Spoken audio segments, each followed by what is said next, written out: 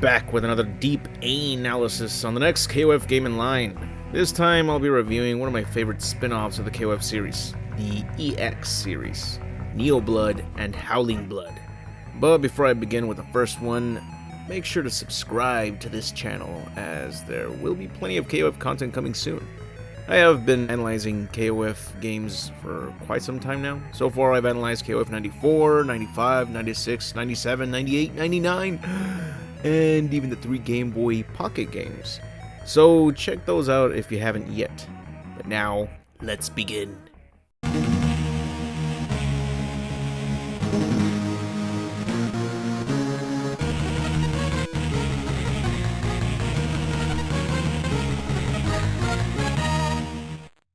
KOF EX1 NeoBlood was released in 2002.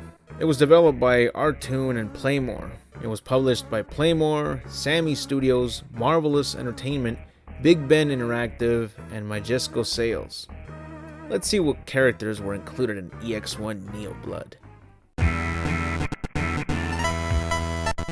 This game includes 20 playable characters, 2 of which must be unlocked, but they also included strikers. I love strikers in my fighting games, so this is already a good start. Sadly, each team has one character that is not playable and only works as a striker. Like with the Ikari Warriors team, they made Whip as a striker, which sucks for me because that's one of my favorite characters. Same goes for Junhoon from the Korean team. I just started getting into that character and here he is as a striker only. Yuri Sakazaki is the Art of Fighting team striker, which there goes another favorite character of mine that cannot be played with. The other strikers are Shingo, Joe Higashi, Shin Gensai, and the game even included 4 secret strikers, which are K-Dash, Maxima, Vanessa, and Yamazaki. All 4 of those secret strikers are some of the best characters to play as. So that's a lot of characters that I love playing as, but for this game I can only select them as a striker. What a bummer, dude. The playable characters are Kim Kaf-wan, Chang, Choi, Athena, Kenso, Bao, Leona, Ralph, Clark, Rio, Robert, King, Terry, Andy, Mai, Kyo, Benimaru, and a brand new character only seen in this spin-off series, Mohabana. We'll get to her in a bit. There are 2 secret playable characters here as well, that being Yoriyagami and Geese Howard. Not so secret, I guess. After trying all these characters out, I'm surprised to see the vast amount of sprite animations that made it into the game. Usually when an arcade game gets ported, they remove a certain amount of sprite animations because the game cartridge couldn't possibly hold the same amount of memory space as the arcade version. But here, it looks pretty damn good. Of course, some are removed, but it's barely noticeable. And the sprites do look a bit compressed, but they're still quite detailed. Look at Ryo Sakazaki over here. Look at him inhale and exhale. I feel like they didn't need to add that, but they did. If you've played KOF 99 and you still remember everyone's new movesets and command inputs, then you'll easily get used to playing as each character here. Like with Robert now having different command inputs like having to hold back for a while, then forward punch or kick to perform certain specials. They even included their ultimates. Some characters still have 2 ultimates as well. Isn't that amazing for a Game Boy Advance version of KOF? Now, since this game is basically a port of KOF 99 and characters play exactly like they do in that game, I won't be explaining how each character plays like here. But it's still very surprising to me because we're talking about a Game Boy Advance port here. They don't have enough memory space to compete with their arcade counterparts, but the fact that they included all their basic attacks, command moves, special attacks, and 1 to 2 ultimates for certain characters, as well as their max ultimates, that's just beyond my expectations for this. But now let's talk about Mohabana. So this is the new character that was included with this game. Her story is that she's a normal high school student who resides in America. And one day she finds Kyo Kusanagi all wounded after defeating the Orochi, and she nurses him back to health. She worries for his safety, so she decides to team up with him to fight in the next KOF tournament. Mohabana is an Asian American girl who has a great personality. She makes friends easily, and she also thinks of Kyo as like her big brother. She's a pretty cool character to play as. Her fighting style is like Bruce Lee's Jeet Kune Do, so that's pretty damn surprising. Because if you think about that, there hasn't really been a KOF character that fights in that particular fighting style. Usually every fighting game includes a character that uses Bruce Lee's fighting style or his likenesses, so it surprises me that it took this long to finally include a character with the Jeet Kune Do fighting style in a KOF game. But the sad part is that this spin-off series is the only time you get to play as her or even see her in. So that sucks, because I'm sure a lot of KOF fans would have had a fun time playing as her throughout the mainline series. She's not even included in the special edition games like KOF 2002 Ultimate Match, a game that practically included every single character up until that particular tournament. I like that when she attacks with certain special moves, she'll emit energy in the imagery of sakura petals. That's creative as hell! One last thing to mention about her is that she is voiced by Riko Chiba, a Japanese actress and J-pop singer who's also voiced characters like Cham Cham from the Samurai Shodown series, Nakoruru for her singing voice in the movie of Samurai Shodown,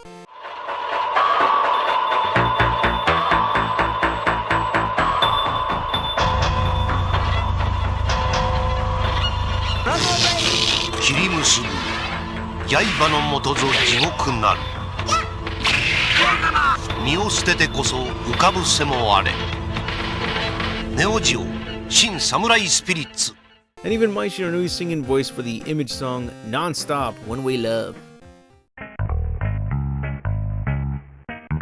Most of the stages from KOF 99 were brought back, like the airport stage, the alley stage, the sewer, the museum, and the park.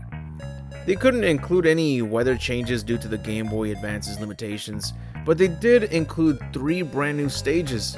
One of them looks pretty damn gorgeous. Looks like it takes place at the Great Wall of China. And like with most great sights to behold, they threw in a lovely sunset for your brutal beatdown. I love it. The second new stage is when you take on Yori Yagami, and it appears to be like a random empty convention hall or corridor.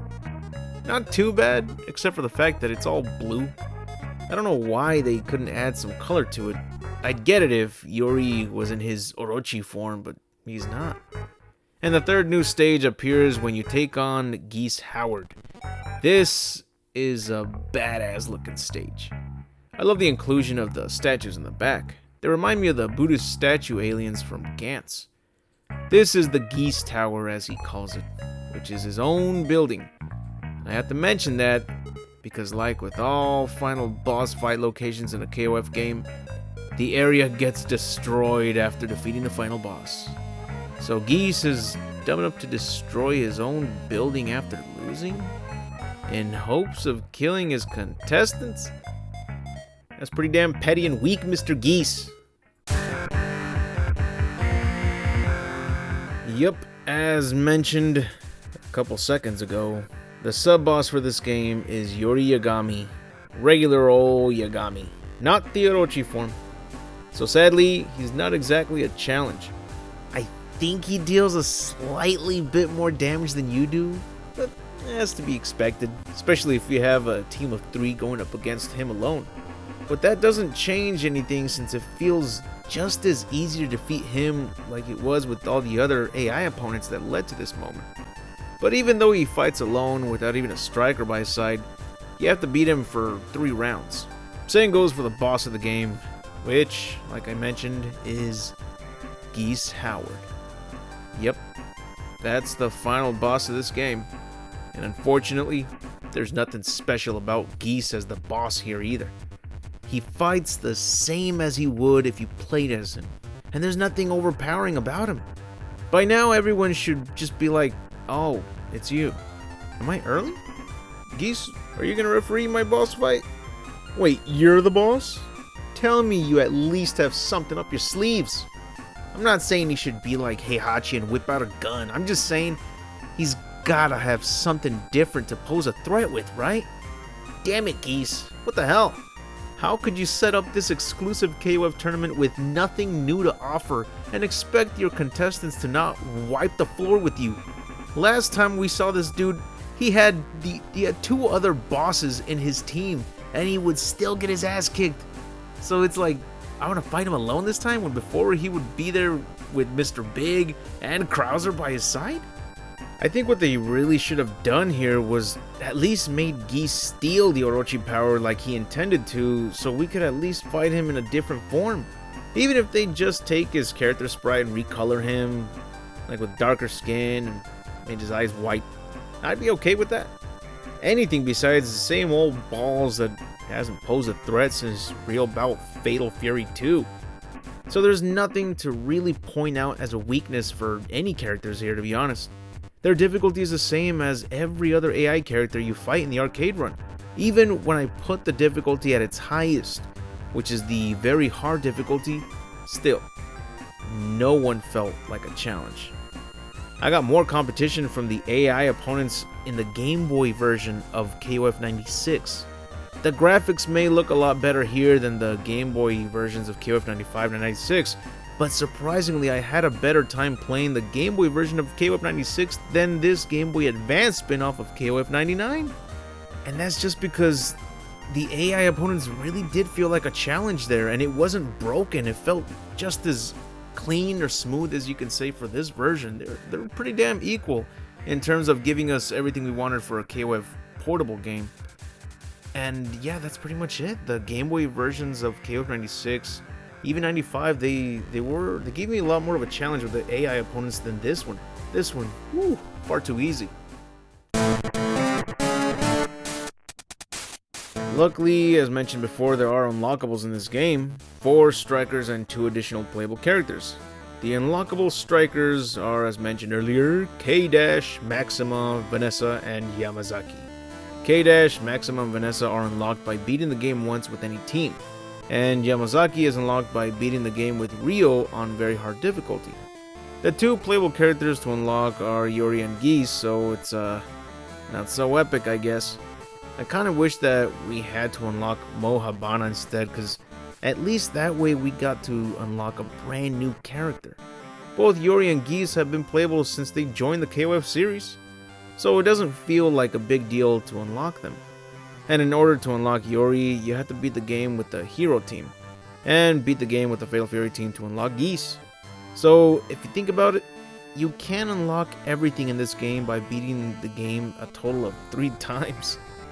Ah well, can't diss it since that's more unlockables than what any modern day game can give us these days, without making us cough up more of our actual money. Overall, it's not a bad game at all. In fact, it does a fantastic job as a KOF port for the Game Boy Advance, and you can tell that the developers of this game put a lot of effort into it. I mean, look at how many characters are included and how many of them have additional command moves. Some which I think were exclusive to this game alone. I don't recall seeing some of these command moves on KOF 99 before, or any of the counters. It's like a lot of them just seem new to me. Or maybe I don't know if I didn't invest enough time on the other one, I guess? Could be. So it's possible that they created their own sprites for some of these actions. I'm honestly happy with the way this game turned out, even if some of my favorite characters were only strikers. The characters play exactly the same as they did in KOF 99 without the stupid dodge roll that automatically makes you hop forward. We got the regular dodge roll instead. This game includes a team mode, a single mode, endless survival, survival time attack, a practice mode, and a team and single battle mode against a friend who has a copy of the game, an extra Game Boy Advance, and a link cable. Some of the new music that this game introduces sounds a lot like the music from the Game Boy Color version of Batman Beyond: Return of the Joker, which is also another badass game that I'll have to talk about one of these days. This game also has its own soundtrack as well, and the background music isn't bad at all. I'd say it's better than the soundtracks of KOF 97 and KOF 98 The Slugfest, because remember, that is the original version and not the updated version of 98 called Ultimate Match. The Slugfest version had some okayish music tracks, in my opinion, and the only good ones were remixes of previous game tracks. So I commend the developers of this game for putting out their own background music and putting a lot of effort into them. They sound really catchy. You know what's weird though? In the hero team's ending, Kyo loses his shit with Habana and Benimaru. I thought he was suddenly going to turn into Orochi Kyo, which would be the first, but nothing happens. So in Kyo's ending, he basically acts like an asshole to his teammates for what appears to be no reason at all. What a way to end things here. I guess this could explain why Habana decides not to tag along with him after this.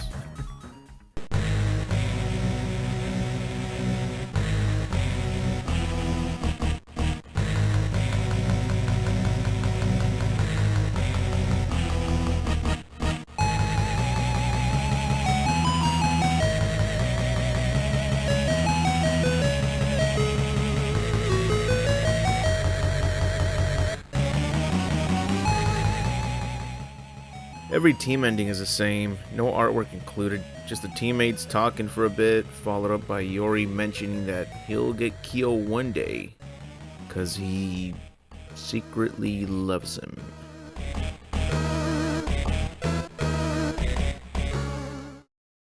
The only thing I would change is that the AI should feel like a challenge in the hardest difficulty, because I know my skills and I know that I have a long way to go if I want to be an expert KOF player, which right now I definitely don't stand a chance. But the AI difficulty here just feels too damn easy, and not even the sub-boss or boss himself was able to give me that little bit of a challenge. Which is funny because I don't remember this game's difficulty being this easy when I first bought it back in the mid-2000s. Maybe I have gotten better over time, but again, I still have a long ass way to go. I still have to perfect those ultimate cancels and connect some kick-ass combos, which is insanely hard to pull off in your average KOF arcade games.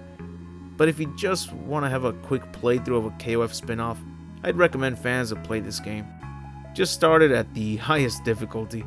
You'll have a good time with it for sure. And try out Mohagashi, because she doesn't appear in any of the mainline games, which is a damn shame since she's a cool ass character to play as. They really should consider bringing her back. Or maybe not anymore since KOF is all 3D now, but not in today's standards of detailed 3D models. They're more like PS3 graphics. But hey, we'll get to those games soon enough, right? For now, I'm done digging through the first EX NeoBlood KOF game. Next time, we'll be taking a look at its spin-off sequel, EX2 Howling Blood.